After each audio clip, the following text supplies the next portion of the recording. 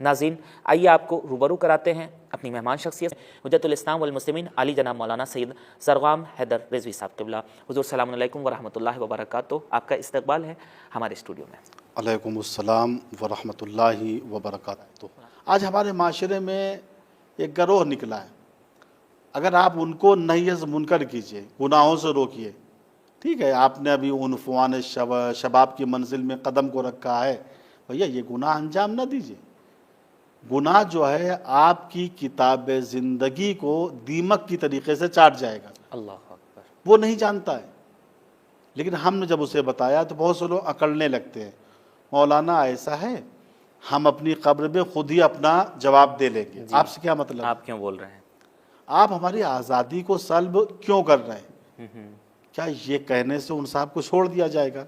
ٹھیک ہے بھیا، جب روز قیامت ہوگا یا قبر میں فرشتے آئیں گے تم سے سوال و جواب کریں گے تو خود ہی نبٹ لینا، تم خود ہی اپنا کام حل کر لینا۔ جی نہیں، ہم نہیں چھوڑ سکتے ان کو۔ کیوں؟ وہ اس وجہ سے کہ کبھی ایسا ہوتا ہے ایک گناہ پورے معاشرے کو تباہ و برباد کر دیتا ہے۔ اللہ اکبر۔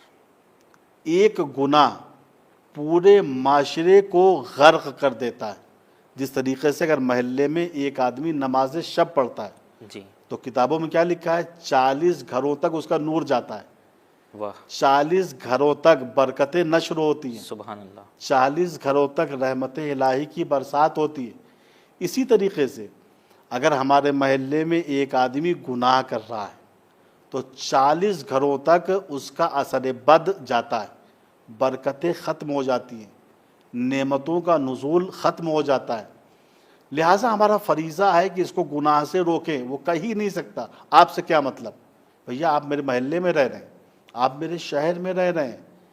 اس کی مثال آیت اللہ مکارم شیرازی نے اپنی کتاب تفسیر نمونہ میں لکھی ہے، اور روایت کو حضرت پیغمبر اسلام حضرت محمد مصطفیٰ صلی اللہ علیہ وآلہ وسلم سے نقل فرمایا، اور اس کو میں اپنی زبان میں پیش کر رہا ہوں کہ حضور پاک مثال دیتے ہیں کہ 4 آدمی کشتی پہ بیٹھے ہوئے سفر کر رہے تھے۔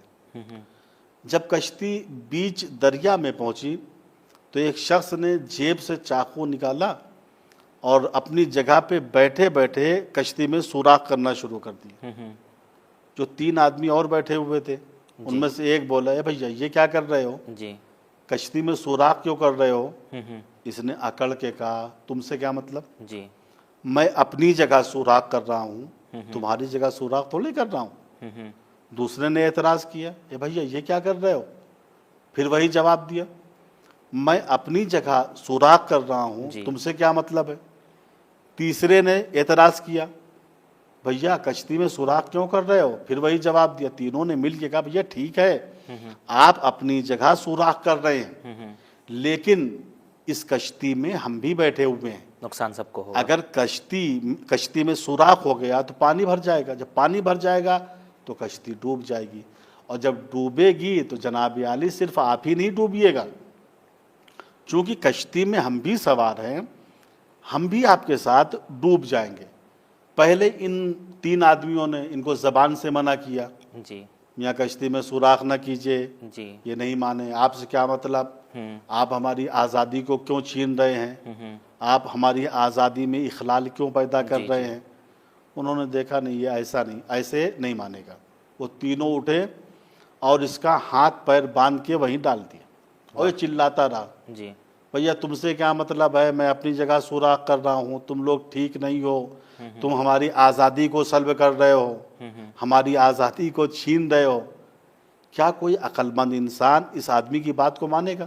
سب یہی کہیں گے ٹھیک ہے آپ اپنی جگہ بیٹھے ہوئے کشتی میں سوراخ کر لہٰذا وہ رہے جو ہیں۔ تینوں نے کیا وہ عملی کارنامہ کیا، اور اس طرح تباہی سے اور برباد ہونے سے سب کو بچا لیا سب گیا۔ کو بچائے۔ لہٰذا امر بالمعروف یہ کہا جا سکتا میں ہے، خلاصہ یہ کرنا چاہتا ہوں 2 کلمے میں، تو یہ جو عقل مند انسان ہے وہ جو ہے تینوں پہ اعتراض نہیں کریں گے، جی، بلکہ تینوں کی مدح کریں گے، ستائش کریں گے، تم نے ٹھیک کیا کہ یہ کشتی میں سوراخ کر رہا تھا، ٹھیک ہے اپنی جگہ سوراخ کر رہا تھا، جی، لیکن کشتی میں سوراخ ہو جاتا تو سب ڈوب جاتے۔ اسی طریقے سے منکر کشتی میں سوراخ کرنا ہے، وہ انسان جو منکر انجام دے رہا ہے، گناہ انجام دے رہا ہے، وہ ہمارے معاشرے کی کشتی میں سوراخ کر رہا ہے۔ اگر ہم نے اس کو نہیں روکا تو وہ خود بھی ڈوبے گا اور ہمارے پورے معاشرے کو ڈبو دے گا۔ لہٰذا کسی کو یہ حق نہیں ہے کہے مولانا ہم گناہ کر رہے ہیں، آپ سے کیا مطلب؟ جی نہیں، ہم سے مطلب ہے ہم بھی اسی معاشرے کی کشتی میں سوار ہیں۔ بہت خوب، جزاکم اللہ خیرہ۔